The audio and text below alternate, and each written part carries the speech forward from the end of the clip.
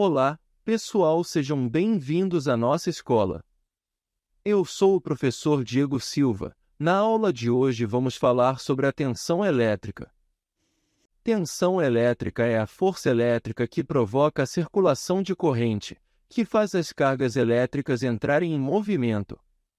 Quando entre dois corpos, ou entre dois pontos, existe uma diferença de quantidade de cargas, então dizemos que temos uma diferença de potencial elétrico, DDP, ou uma tensão elétrica.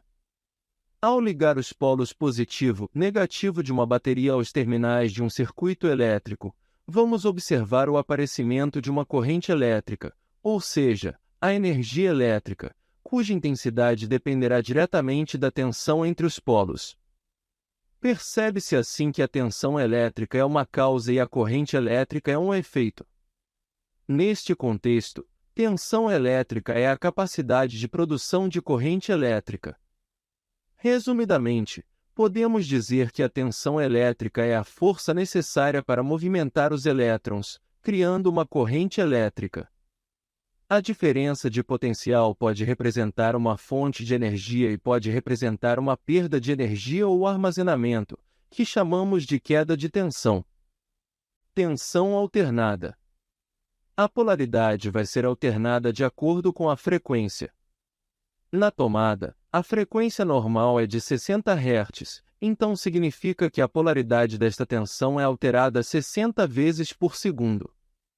Um exemplo de objetos que usam a corrente alternada são os motores, como os liquidificadores, batedeiras, máquinas de lavar, ventiladores, os motores, como os liquidificadores, batedeiras, máquinas de lavar, ventiladores.